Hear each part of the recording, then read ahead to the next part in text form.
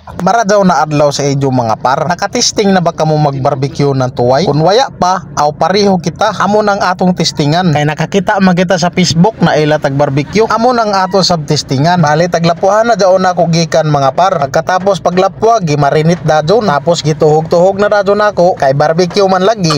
Ako na dadyon tagpaspasan kay base kung laadan ka mo magtanaw sa ako video. Shout out sa ako mga followers diha, sanan mga silent viewers. Birada ra gyapon ta. Amo to din na mga tuway mga para tun kuha na mo sa pispan.